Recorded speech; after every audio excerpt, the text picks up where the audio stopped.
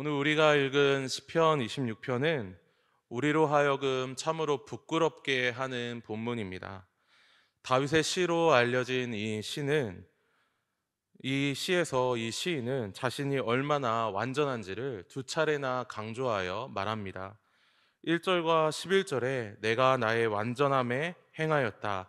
나는 나의 완전함에 행하오리다. 라고 이렇게 두 번 이야기를 합니다. 심지어 시인은 만물의 통치자이자 재판관이신 여호와 하나님께 나를 판단해 달라라고 담대하게 선언합니다. 그리고 이 판단이 얼마나 구체적으로 판단하는 것인지를 2절에서 부연 설명하는데요. 세 차례 비슷한 단어가 등장합니다. 여호와여 나를 살피시고 시험하사 내 뜻과 내 양심을 단련하소서. 세 번이나 비슷한 단어를 사용하는 시인은 자신을 철저하게 하나님 앞에 내어놓습니다. 여기서 내 뜻과 내 양심이라고 번역된 단어는 인간의 내장 기관과 마음을 뜻하는 단어입니다. 즉 시인은 자신의 가장 내밀한 곳 구석구석까지 마치 현대 기술인 엑스레이나 MRI처럼 모든 더러운 질병과 아픈 곳을 드러내듯이 지금 여호와 하나님께 자신을 모두 다 내어놓고 있습니다. 사실 현대 의료 기술과는 감히 비교할 수가 없는 모든 것들을 꿰뚫어 보시는 우리의 창조주 하나님 앞에 자신을 지금 내어놓고 있는 것이죠. 시인은 하나님의 조사, 하나님의 판단에 자기 자신을 피하지 않고 담대하게 내어놓습니다. 실제로 여기서 사용되는 살피다, 시험하다라는 말은 실험을 하여서, 경험을 하여서 어떤 사물의, 사람의 본질 자체를 꿰뚫어 보는 것을 의미하는 단어입니다. 그리고 단련하다라고 번역된 이 단어는 불순물을 제거하는 염단과 정련의 과정을 거치는 단어입니다. 참으로 시인이 얼마나 담대한지를 보게 되는 것이죠. 하나님 앞에 그 어떠한 한 점의 부끄러움도 없이 하나님 나를 판단하소서라고 고백합니다. 수요 찬양 기도에 나오신 우리 성도 여러분, 우리 중에 누가 이렇게 담대하게 하나님 앞에 나아갈 수 있습니까? 한 주간의 삶, 아니 3일의 삶, 아니 오늘 하루의 삶을 돌아보아도 우리 내면으로부터는 우리가 알든 모르든 간에 거짓과 탐욕, 불의와 시기, 살이와 같은 것들이 솟구치는 우리의 모습이 있지 않습니까? 우리의 양심에 손을 얹고 또한 하나님 말씀의 십계명에 비추어 볼 때에도 우리는 하나님 앞에 온전하지 못함을 사실 고백할 수밖에 없는 그러한 존재입니다. 이 시의 저자로 알려진 다윗도 그의 일생에서 그가 완전하면 얼마나 완전했겠습니까? 그는 결코 완전한 자가 아닙니다. 아니, 이 세상 천지의 그 어떤 인간도 감히 하나님 앞에 완전하다라고 말할 수 있는 자는 없습니다. 그런데 어떻게 다윗이 1절과 11절에서 두 번이나 자신의 완전함을 담대하게 이야기하면서 재판관이신 여호와 하나님 앞에 자기 자신을 이렇게 내어놓을 수 있는 것일까요? 오늘 설교는 시인이 이렇게까지 고백하는 그 근거가 무엇인지, 그리고 그 근거에 따라서 그가 어떻게 살아갔는지, 그리고 그 삶의 결과가 어떠한지를 차례대로 살펴보면서 우리에게 적용하는 시간을 갖고자 합니다. 먼저 첫 번째 고백의 근거입니다. 다윗은 3절에서 자신이 1절과 2절에 고백을 하게 된 근거에 대하여 명확하게 밝힙니다. 3절 말씀인데요. 주의 인자하심이 내 목전에 있나이다. 내가 주의 진리 중에 행하여. 다윗은 지금 주의 인자하심이 나의 목전 앞에 있다라고 이렇게 고백을 합니다. 이 말은, 그러니까 주의 인자하심이 목전에 있다라는 이 말은 하나님의 성품이 내 얼굴 앞에 있다라고 직역을 할 수 있는 그러한 본문입니다. 그리고 하나님의 이 성품이라는 것은 주님의 진리, 말씀 중에 나타나 계시되어 알려지는 것이죠. 다윗은 이스라엘의 역사 가운데 나타나신 하나님의 인자하심, 하나님의 신실하심, 하나님의 언약적인 변함없는 그 사랑을 말씀에 의지하여서 그것을 자신의 면전 앞에 두고 있습니다. 이 내용은 사실 1절 말씀에도 같이 나와 있는 내용입니다. 시인은 1절에서 여호와를 의지하였다라고 이렇게 고백을 하는데요. 여호와 하나님에 대한 이러한 의지는 여호와 하나님의 성품과 그분의 행하심, 그리고 이것을 계시한 하나님의 말씀이 없이는 의지할 수가 없는 것이죠. 의지라는 것 자체가 어떠한 분명한 대상이 있어야 하는 것입니다. 분명한 계시가 있어야 하는 것이죠. 우리가 하나님을 의지한다라고 할 때 하나님은 철저히 계시에 의존하여서 신뢰할 것을 요구하십니다.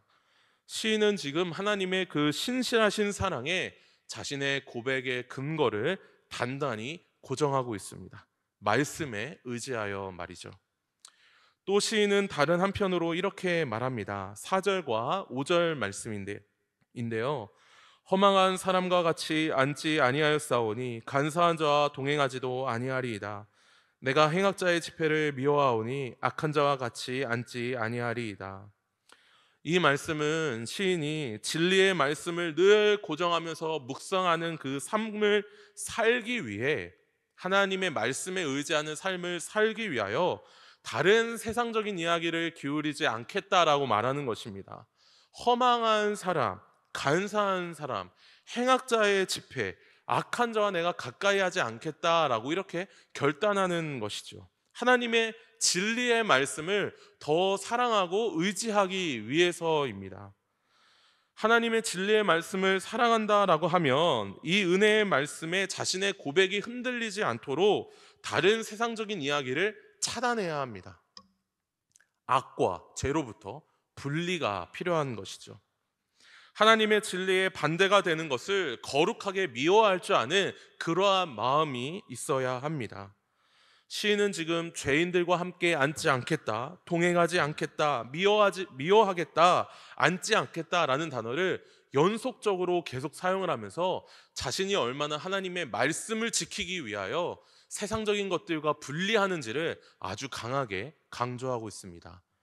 그리고 원문상의 문법상으로 완료형과 미완료형이 사용되는데, 내가 여태까지 그렇게 하지 않았다, 내가 과거부터 지금까지, 현재까지 내가 그렇게 하지 않겠다, 그리고 지금 현재로부터 앞으로까지도 내가 결단코 그렇게 하지 않겠다라고 확신에 찬 결단으로 하나님 앞에 나아가고 있습니다.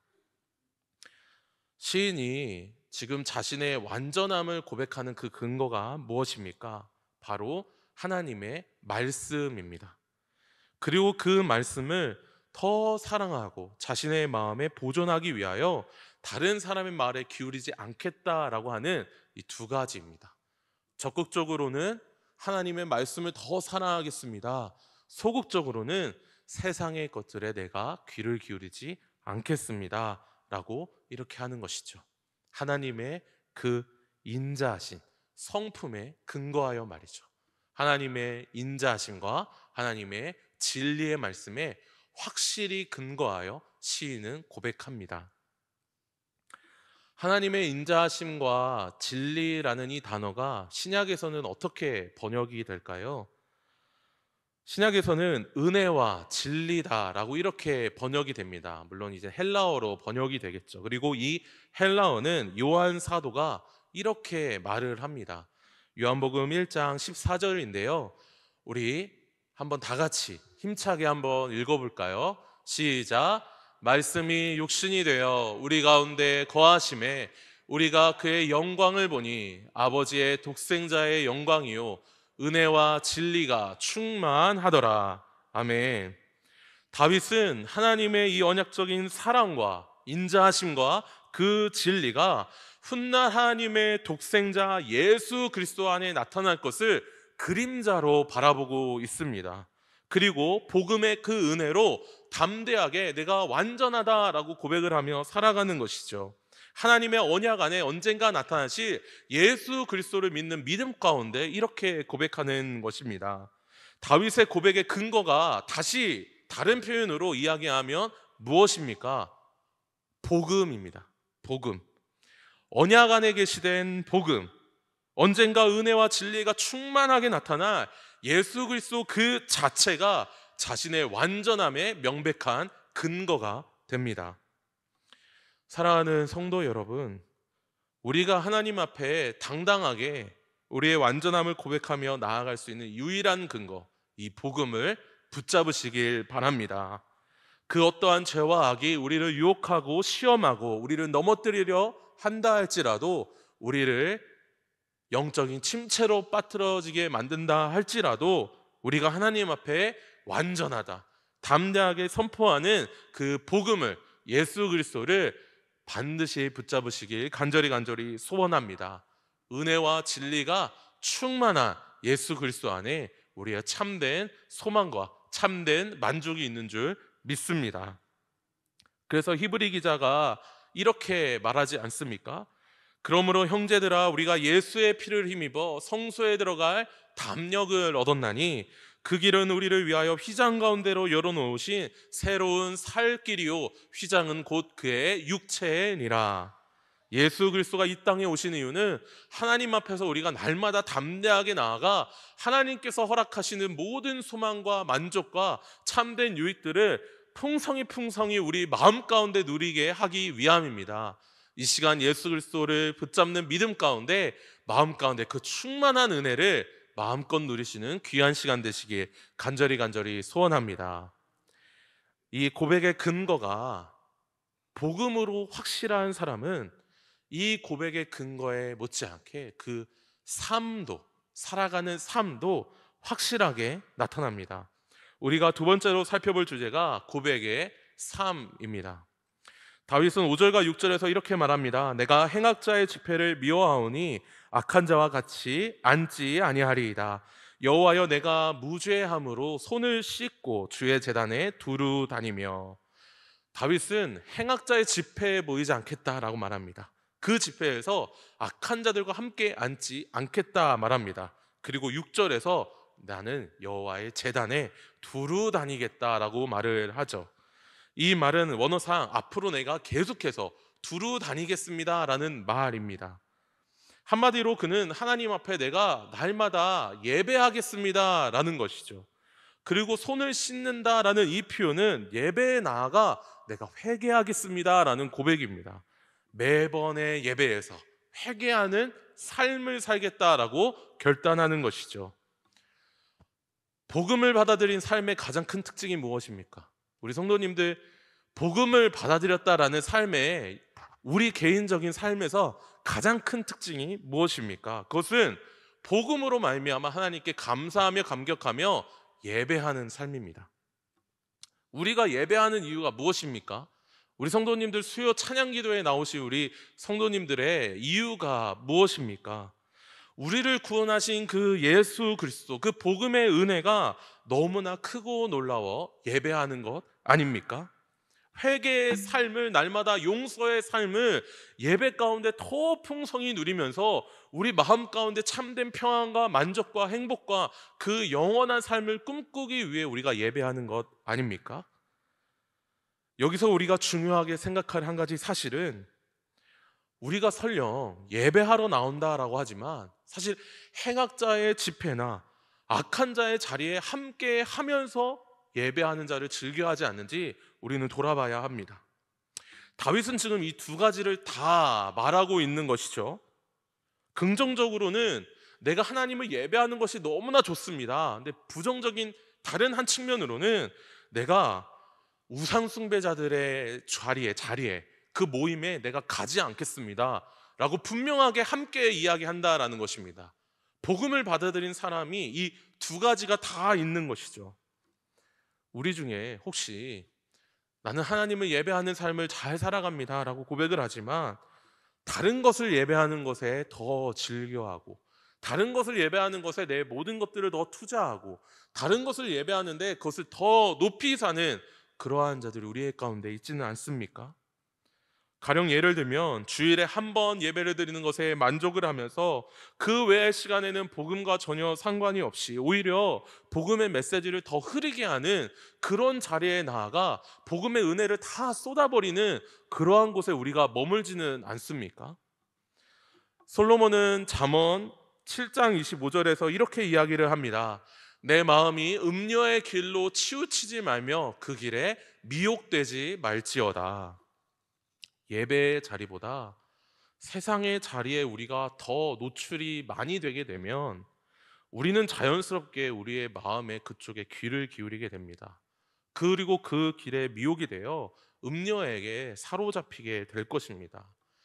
우리가 세상을 살아가면서 사람들과의 관계에 살아가는 것이 너무나도 당연하고, 또 TV나 드라마를 통해서 여러 가지 것들의 매체에 다 노출이 되는 것이 사실이지만, 우리가 예배보다 그것에 더 투자를 많이 하고 그것에 더 사모하고 그것을 더 열렬히 따르면서 살아가는 그러한 모습이 우리에게 있지는 않는지 돌아봐야 한다라는 것이죠.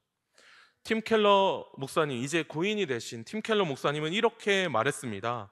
우리의 사고를 잘못된 길로 끌어들이기 쉬운 장소와 상황과 사람을 물리적으로 피해야 한다. 여기 계신 우리 성도님들은 그렇지 않을 것이라고 생각을 합니다. 주중에 이렇게 시간을 내어 또다시 어떻게든 하나님의 말씀으로 우리를 채우고자 하는 이 자리에 나오신 여러분들은 그러지 않을 것이라고 생각이 됩니다. 그런데 사실 한국교회는 점점 예배를 간소화하고 있죠. 주중에 말씀을 보고 배우는 일을 소홀히 하면서 오히려 세상에 나아가 성도들을 방치하면서 복음과는 무관하게 그냥 자유롭게 살아라 라고 이렇게 하고 있는 것이 사실 현대 한국교회의 대세적인 흐름입니다.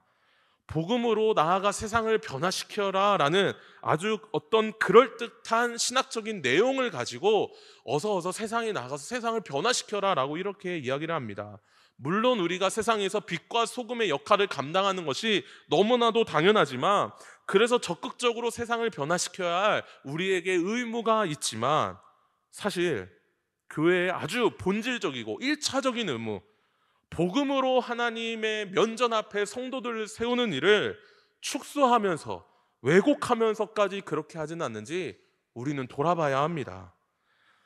우리 교회는 주일의 공적인 예배뿐만 아니라 주중 집회와 새벽 기도회, 그리고 소그룹 구역 모임과 양육이 계속해서 꾸준히 진행되고 있을 뿐 아니라 더욱더 강조되고 있습니다. 왜 그럴까요? 복음의 근거를 더 확실히 하기 위함입니다. 하나님을 더 예배하고 하나님을 더 높이기 위함입니다. 시인은 7절에서 이렇게 이야기를 합니다. 감사의 소리를 들려주고 주의 기이한 모든 일을 말하리이다. 복음으로 인한 감사의 찬양의 소리를 예배 시간에 더 큰 소리로 우리는 울려 퍼지고, 더 주중 집회와 소그룹 가운데 더 높여 말하고, 주님이 행하신 창조와 구원의 복음의 사역을 모든 모임 가운데 나타나겠다. 우리 교회가 이것을 더 견고하게 하기 위해서 복음을 강조하는 것입니다. 코로나 이전에 우리에게 이러한 내용이 충분하다, 우리에게 이러한 내용이 견고하다라고 우리는 사실 자만했습니다. 하지만 코로나로 인해 무너져버린 한국교회의 현실을 생각해 보십시오. 회복세가 진행되고 있다라고 하지만 사실 우리는 여전히 복음으로 더 문장되어야 할, 그러한 견고해져야 할 그러한 모습이 우리에게 있습니다. 그것이 코로나 이후의 시대를 살아가는 우리 모든 남은 자들, 교회의 남은 자들의 시대적인 사명입니다. 우리가 더 은혜와 진리의 말씀에 충만해져야 하는 것이죠. 오직 예수 그리스도로 더욱더 충만해져야 합니다. 그리고 이 충만은 오직 예배를 통해 이루어집니다. 복음으로 인해 내가 완전하다 고백하는 사람의 삶은 예배의 삶입니다. 이러한 고백의 삶을 살아가는 자가 갖게 되는 최종 결론, 그 고백의 결과는 어떠할까요? 우리가 마지막으로 세 번째 살펴볼 주제가 고백의 결과입니다. 시인은 8절에서 이렇게 말합니다. 여호와여, 내가 주께서 계신 집과 주의 영광이 머무는 곳을 사랑하오니. 시인은 복음으로 은혜를 누렸고, 그리고 그 복음으로 늘 예배를 사모하며 하나님의 은혜를 만끽했습니다. 그런 자가 8절에서 이렇게 고백하는 것은 당연합니다. 내가 주님이 계신 집과 주의 영광이 머무는 곳을 사랑합니다. 여기서 1차적으로 집과 영광이 머무는 곳은 다윗의 시대의 성막을 의미하죠. 다윗의 시대의 이 성막은 언제나 하나님의 임재가 가득한 처소였습니다. 그리고 다윗은 그곳을 늘 사랑했습니다. 이러한 고백은 다윗의 혼자만의 고백이 아닙니다. 하나님을 참되게 예배하는 자의 공통적인 고백이죠. 시편 84편에 고라 자손의 이제는 시편이 기록이 되어 있는데요. 여러분, 우리 성도분들 고라 자손이 어떠한 자손인지 아시지요? 모세와 아론을 대적한 자가 바로 고라입니다. 민수기 16장에서 이스라엘 역사의 대대에 남기 반역을 저지른 자가 바로 이 고라이죠. 하지만 이들은 하나님의 은혜로 이 반역의 처벌과 심판을 당하기는 하지만 이후에 살아남은 자손이 바로 이 고라 자손입니다. 그리고 하나님을 예배하고 찬양하고 노래하는데 아주 대표적인 자손이 되어서 시편 150편의 모든 구절에서, 모든 시에서 굉장히 많은 부분에 이 고라 자손의 시편이 등장하죠. 그리고 시편 84편 10절에서 고라 자손이 이렇게 노래합니다. 우리 함께 읽어볼까요? 시작. 주의 궁정에서의 한 날이 다른 곳에서의 첫날보다 나은즉 악인의 장막에 사는 것보다 내 하나님의 성전 문지기로 있는 것이 좋사오니. 주님께서 머무시는 궁정에서 하루 머무는 것이 얼마나 귀하고 사랑스러운지 아름다운지 내가 그것을 사모하겠다라고 고백을 합니다. 성전의 한 차는 문지기로 있는 것이 내가 좋다라고 이렇게 고백을 하는 것이죠. 우리가 그 어떠한 것보다, 그 어떠한 장소보다, 그 어떠한 모임보다 복음이 선포되고 하나님의 죄사함의 은혜가 선포되어지는 그 예배의 삶을 살아간다면 하나님의 그 말씀이 충만한 교회를 사랑하는 것이 당연합니다. 정말 죄사함의 은혜를 크게 경험할수록 그 사랑이 더욱더 깊어지는 것이 우리에게 당연합니다. 무엇보다 교회는 우리 주 예수 그리스도가 머리로 계셔서 말씀과 은혜로 다스리는 곳이 바로 교회이지 않습니까? 반대로 생각을 하면 우리에게 교회를 사랑하지 않는 모습이 있다면, 혹시 교회를 비판하는 것을 넘어서서 비난하는 모습이 있다면, 교회를 욕하는 모습이 있다면 그것은 복음이 선포되는 예배에 은혜를 누리지 못하고 있는 것은 아닌지 돌아봐야 합니다. 교회를 사랑할 이유를 찾지를 못하는 것이죠. 본인의 내면에서부터 찾지를 못하는 것입니다. 8절 이하로 시인이 계속해서 고백하는 것을 간략간략하게 살펴보면 시인이 주님의 임재를 사랑하는 이유는 아주 분명합니다. 주님의 임재 앞에서도 하나님은 영혼을 거두지 않으신다, 생명을 거두지 않으신다라고 확언을 합니다. 죄인은 하나님 앞에, 하나님의 임재 앞에 설 때에 죽을 수밖에 없는데 시인은 복음으로 은혜를 누렸기 때문에, 구원의 은혜를 누렸기 때문에 담대하게 내가 하나님 앞에 서서도 내가 죽지 않는다라고 고백을 하는 것이죠. 그리고 11절에서 복음을 선포합니다. 나는 나의 완전함에 행하오리니 나를 속량하시고 내게 은혜를 베푸소서. 하나님의 임재 앞에서 지금 고백을 하는 것이죠. 그리고 연이어 12절에서도 이렇게 말합니다. 내 발이 평탄한 데에 섰사오니 무리 가운데서 여호와를 송축하리이다. 여기서 평탄한 곳이라는 곳은 주님의 복음의 진리가 견고히 선 곳, 교회를 의미합니다. 주님의 순전한 복음이 바로 선 곳을 의미하는 것이죠. 바울도 디모데전서 3장 15절에서 이렇게 고백을 합니다. 함께 읽겠습니다. 시작. 이 집은 살아계신 하나님의 교회요 진리의 기둥과 터니라. 아멘. 복음의 진리 말씀이 굳건히 선 곳, 견고히 다져진 곳이 바로 교회이다. 시인은 지금 바로 이 교회에 굳건히 서 있습니다. 그리고 여호와 하나님을 즐거이 송축하겠다라고 담대하게 선포합니다. 우리가 이제까지 살펴본 1절과 7절의 내용, 그리고 8절 그 이후의 내용들을 보면 이 복음과 예배와 교회에 관련된 내용이 아주 복합적으로 나타나는 것을 보게 됩니다. 복음과 예배와 주님 계신 교회가 얼마나 긴밀하게 연결이 되어 있는지 하나님의 임재 앞에서 그것을 공동체적으로 계속해서 고백할 수밖에 없도록 시인은 계속해서 하나님 앞에 고백하고 있습니다. 그래서 우리 성도님들에게 질문하고 싶습니다. 그리고 저 스스로에게도 이렇게 질문하고 싶습니다.